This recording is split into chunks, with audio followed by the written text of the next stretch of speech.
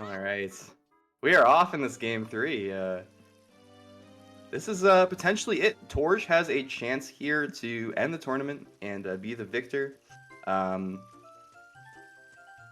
but we'll see what Chromie has to say about that. You know, Chromie has certainly pulled off a lot of incredible things in this tournament, and it would certainly be unfair and unwise to count them out at this stage. Yeah, for sure. I mean, Torje so far playing out of his mind when it comes to the first and second run, just being like, what was it, like a 16-18 and then a 15-58. Like, so far, nobody in this Right. tournament has been able to compete with that. I mean, Right. so That's important to know is with Torch posting those times, it doesn't it almost doesn't matter, which is unfortunate. I mean,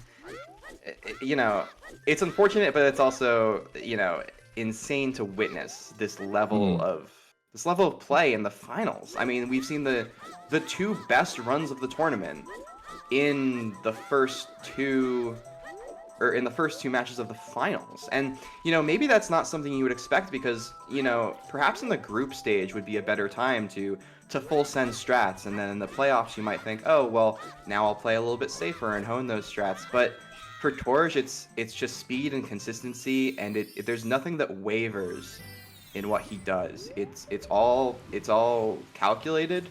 Every roll, every side hop is done for a reason, and it's done every single run. It's done the same way, and it's done correctly. And it's just hard to compete against that, It's just hard to compete against that. And it's so difficult to stay focused when you know your opponent is already almost, impossible to beat. How to stay focused and how to remain composed in a series like this, knowing that you have to fight against really, really tough odds here.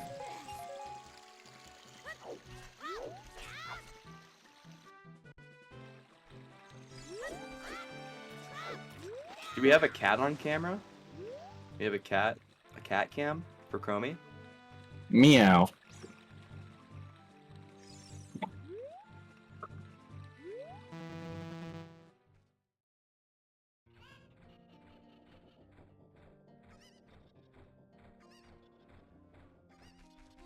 Ooh. A little close for comfort there on that red rupee. Seems like Chromie always ends up going a little bit like out of the middle, I guess. But I mean, I guess you could almost say that was optimal position, so they're closer. Still a little scary always. Chromie getting the West to Kakariko. Missing the first time, but getting the second recoil. They shouldn't have any issues with time of day here. Torje collecting Cuckos.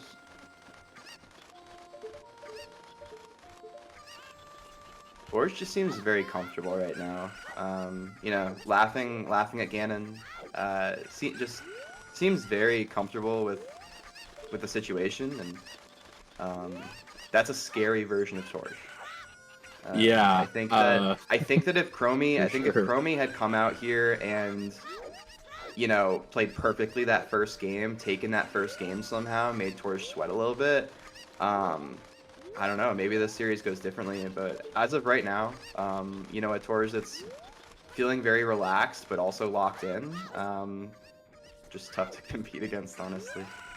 Yeah, I mean, this is also kind of just Torje's character when it comes to, speedrunning. Torje is always able to, laugh at himself and just kind of have fun with the game at times. I mean, also, you've seen the pits of despair sometimes when resetting on Gim for hours on end, and then finally getting a run and then resetting to instaclip. I mean, like, you've seen it hundreds of times from Torje. But I mean, you can see, like, just Torje just having a good time. You love to see that. But yeah, I guess it does make a statement for just like the comfortability with the game, and just the ability to lock in on certain things, and just kind of show off a little bit with some strats. I mean, Torje is in fact so comfortable, it seems, that he's sometimes when he has the opportunity to, he's just doing the backflip for the Deku scrubs to hit the nut into the Deku scrub. So like, yeah, I mean, yeah, we don't talk about Nulf. We don't talk about Nulf. That didn't happen. That was never a strategy. You are from a different dimension if Nulf is on your mind. We should do a tournament with 2015 game. That'd be fun. Well, I think you had it right the first time, because if we did a tournament with 2015 game, it would be a cornament, because it would be a corny way to do a tournament for Ocarina of Time. Tournament is such a good word that we just mistakenly happened upon. If there's some kind of corn eating championship out there, it's a cornament. That's true.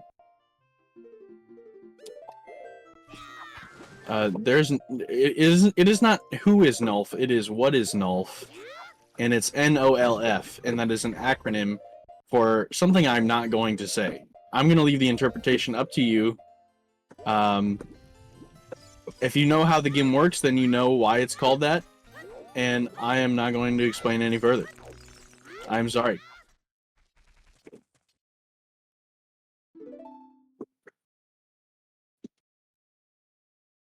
Chromie is not too far behind here. Chromie getting shield, as you would with Sword Route.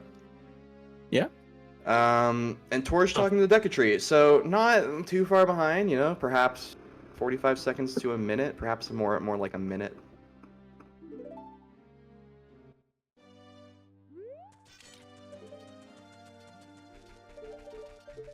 You know, it's funny to know that the Deku Tree in both, at least English and Japanese, definitely talks like a massive old head. So you love to take note of stuff like that. Just the difference in localization. I mean, sometimes localization in games can really throw off the feeling of a certain.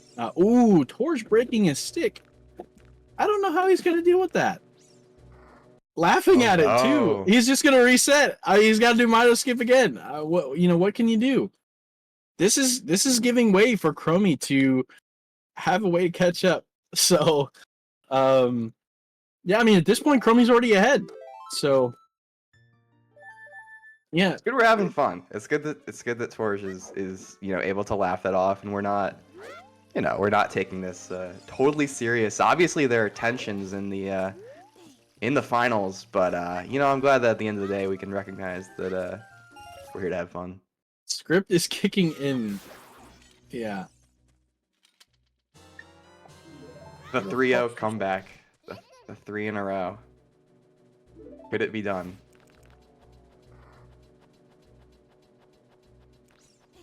So Chromie in the lead here. Chromie has now pulled into the lead for the first time in these finals. We'll see if the consistency that Chromie has displayed in this tournament can show here. And perhaps, can they take a game? Although getting hit off the wall by the Waltilla there. Chromie had a lot of difficulty in one of the matches versus Baker in the semifinals with this wall. A lot of issues with this wall. Still able to pull through that series and win that series despite those issues. But climbing up the wall without too many issues and doing a variation of breaking that web. Going to do B1 skip from the bottom, pause buffering on the correct frame to hold up. Yeah, it seems like that's what Chromie was doing before, but they were having some trouble with it last time, so they opted to change their strategy this time around. But luckily this time they got it with relative ease. I actually still don't know why Chromie is burning this web here, because they don't even need to, right? So, oh no, I believe they do, because they do double KO. Right, to come back down. Yeah, that's right. That makes sense. It's easy to forget some of the subtle differences between the routes, and you're watching different routes all the time with this with this tournament, so it's hard to keep track sometimes. Yeah. Double KO is essentially, if you look at Crummy's health right now, Crummy has half a heart. So when Crummy kills Goma here, they are going to like do one crouch stab, one power crouch stab, throw another power crouch stab, and then immediately jump slash. And on the jump slash, they will take damage and deal damage to Goma, essentially killing them and Goma at the same time, which will spawn them at the front of the Deku Tree, so that you can actually exit the room, because otherwise you can't wrong warp without doing Goma clip.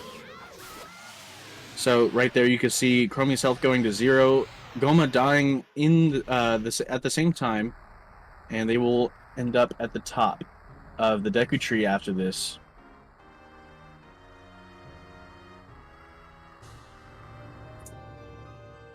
Yeah, you need to burn the web, exactly, because on the first time that you, yeah, like Dan said, on the first time that you re-enter, or sorry, the first time that you enter B1, the web isn't fully loaded, like, or something like that, and you can just kind of backwalk and grab the ledge, which is kind of weird, but it's a thing. So there's that, and the second time around, you would have to burn it. So Chromie just opting to do it on the first go essentially save some time the second time around. Potentially, this is where this match could get really close, though, because if Torje does a clean Goma clip, hits that frame like that, and now just does like a one pause Goma clip, they're gonna Torje looking like he was still holding back. Oh, did Torje have an input issue? Ooh. And now shuffling, looking a little bit uncomfortable. Going to have to wait.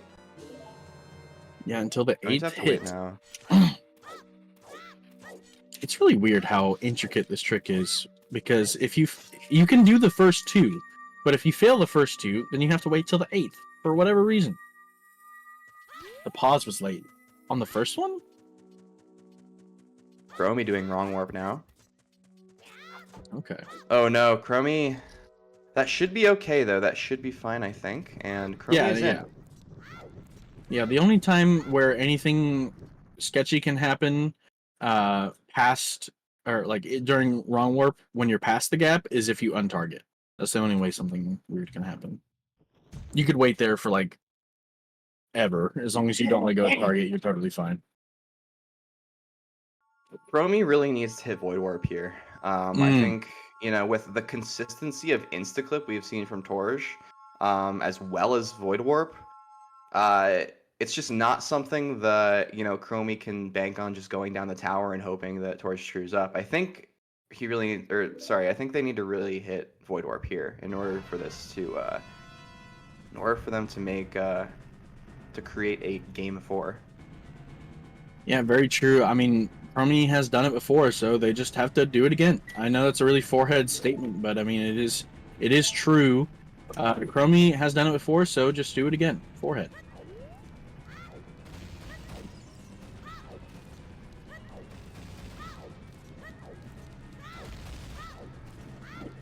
Yeah, I guess while we're waiting for...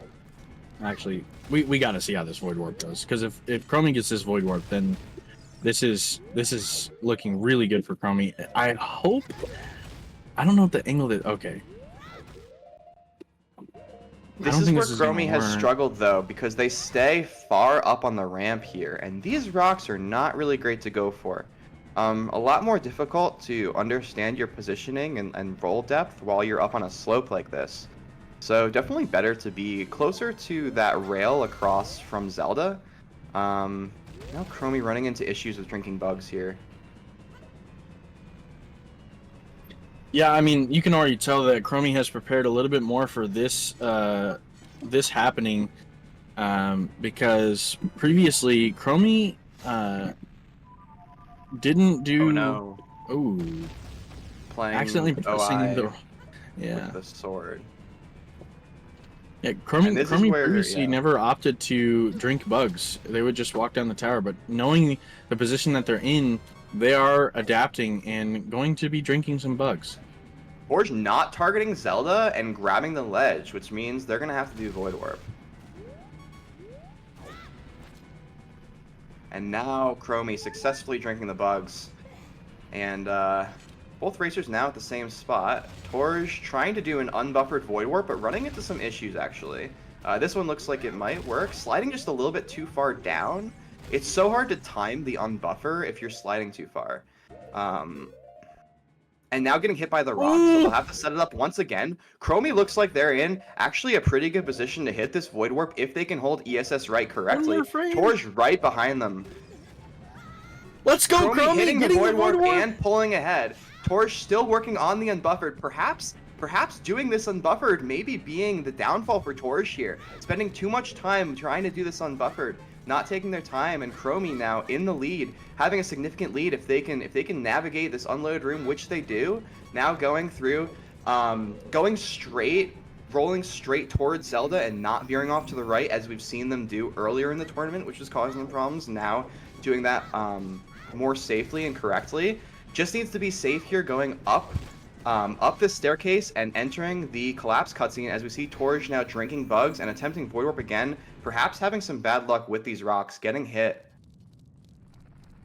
You can see Torje's facial expression also changing, forcing Right. himself to lock in.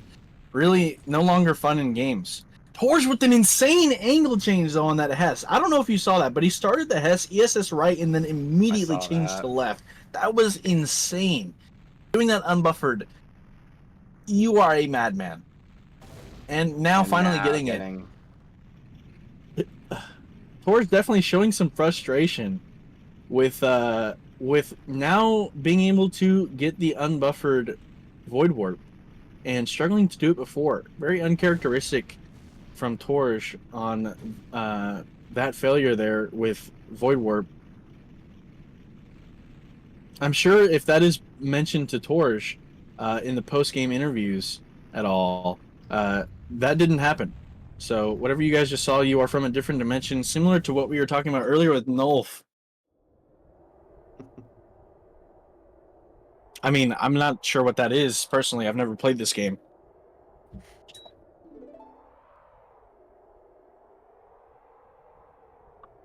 Meow.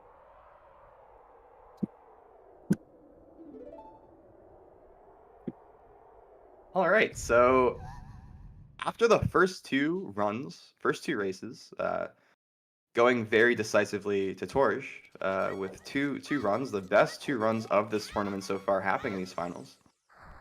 A little bit of a surprise here with Chromie. Chromie now in a great position to take Game 3 here and force a Game 4 in these finals. You know, I'd actually argue no surprise whatsoever. This is the resilient Chromie, the upsetter of the tournament. So I absolutely cannot say any surprise whatsoever. Just showing once again what they're capable of in a situation like this. You know, interestingly, Chromie seemed to be a little bit upset after that second race, and I thought maybe that this race would be even worse, perhaps because maybe Torje was getting in their head, but really clean run from Chromie. Maybe they're just focused. Maybe they're just sort of locked in here and doing what they need to do in order to stay in these finals, stay in this tournament, and give themselves a chance to win the whole thing. Yeah, if it's tied 2-2, the person that takes the next game will be the winner. So, yeah, that's just a game 5.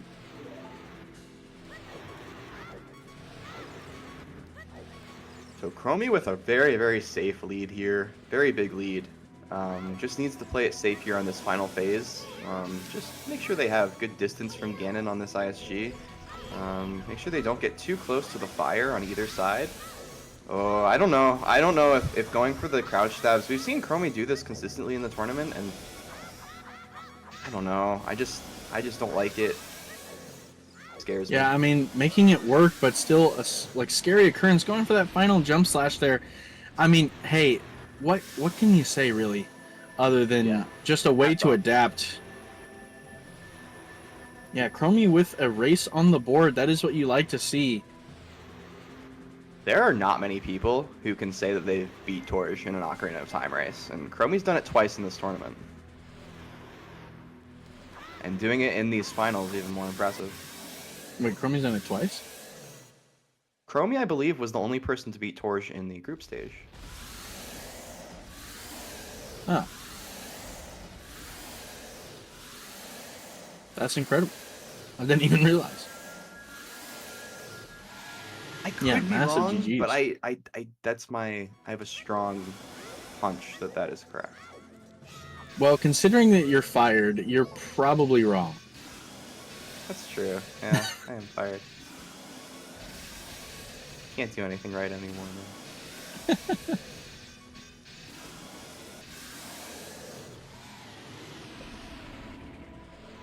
Yeah, but it seems now I am also fired because my dad dropped an F-bomb in the background. So, Everyone's fired. We're cleaning house. We're getting a whole new staff for the next tournament. It's just what a disaster this tournament has been. Couldn't be more furious. But Torje finishing here, about a minute behind Chromie in this game 3, and yeah,